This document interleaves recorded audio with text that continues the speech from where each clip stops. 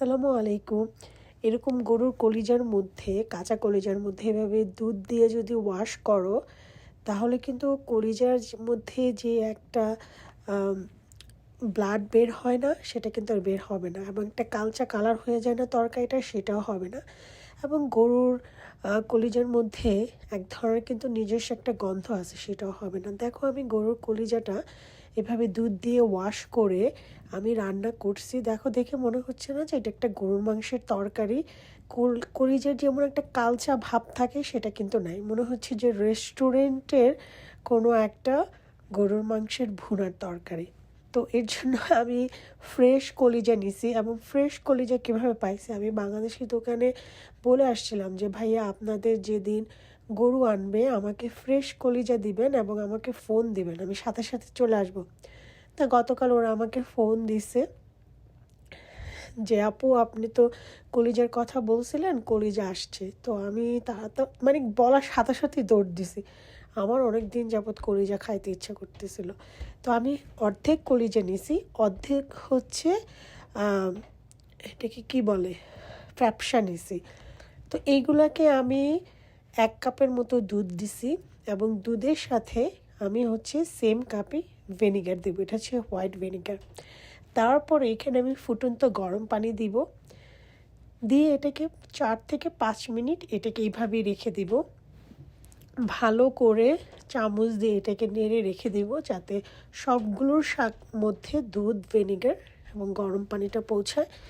এইভাবে দুধ দিয়ে ভিনেগার দিয়ে কলিজাটা ওয়াশ করলে যেটা হয়, এটার মধ্যে যে জীবাণুটা আছে সেটা মানে চলে যায়, এবং কলিজাটা একদম নিট অ্যান্ড ক্লিন হয়। এবং রান্না করার সময় এটার কালারটার কালচা হয় না, মানে ডিসকালার হয় না, খুবই সুন্দর হয়। দেখো, এটা আমি সেকেন্ড টাইম পানি দিতেছি, এবং দেখো আমার কলিজাটা এখনই মনে হচ্ছে একদম সুন্দর হচ্ছে, ধোয়া হয়ে গেছে। আমার কলিজা না, গরুর কলিজা।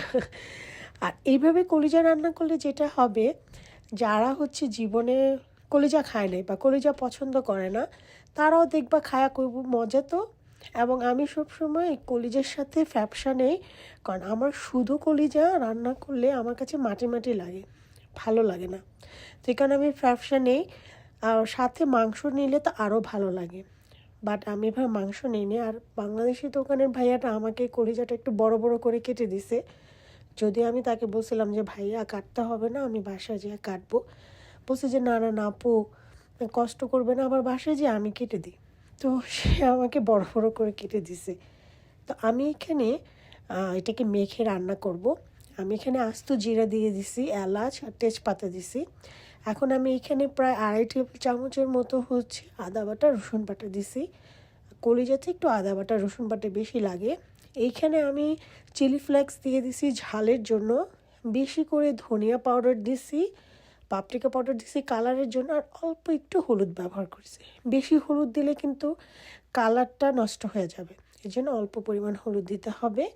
তারপরে কাঁচা পেঁয়াজ দিয়ে দিছি, এবং হচ্ছে আমি 1/2 কাপ পরিমাণের হচ্ছে তেল দিয়ে দিছি। এবং আর এখানে আমার হাতে বানানো যে মশলাটা, বিরিয়ানির মশলাটা, সেটা দিছি।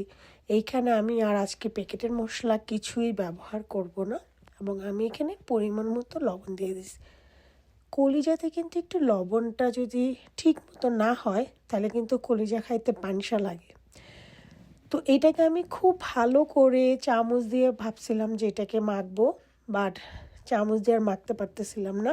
আমি এটাকে হাত দিয়ে খুবই ভালো করে কচলায় মাখতে হবে, যাতে কলিজার সাথে মশলা, পেঁয়াজ সবগুলো সুন্দর করে মাখা হয়ে যায়। দেখো, এটা দেখেই মনে হচ্ছে যে কলিজা অর্ধেক রান্না হয়ে গেছে। এখন আমি যেটা করব, এটাকে আমি ঢেকে দিব, এটার মধ্যে কোনো পানি ব্যবহার করব না। এবং এটাকে প্রথম 10 মিনিট হচ্ছে মাঝারি আঁচে রান্না করব। তারপরে এটাকে এই মাঝারি থেকে একটু কমায় দিয়ে ঢেকে দিব। আমি মাঝখানে মাঝখানে নেড়ে দিয়েছিলাম। এটা 1.5 ঘন্টা রান্না করার পরে কলিজার কালারটা এরকম হয়ে গেছে। কলিজা থেকে যে পানি উঠছে, সেই পানি দিয়ে কলিজাটা সেদ্ধ হয়েছে। আমি হচ্ছে কাঁচামরিচ দিয়েছি মাঝখানে, তারপরে হচ্ছে এই যে একটু ঘি দিয়ে দিলাম, হাতে বানানো ঘি। তারপরে এই তো, এবং নামানোর আগে ভাজা জিরের গুঁড়ো অবশ্যই দিবা।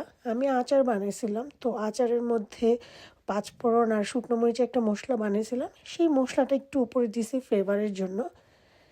আর এইভাবে দুধ দিয়ে করে ভিনেগার দিয়ে রান্না করলে এটার গন্ধও থাকে না। তোমরা ট্রাই করে দেখো। আর এই তো, ভালো থাকবা। কলিজা দিয়ে মুড়ি আমার সবচেয়ে বেশি পছন্দ।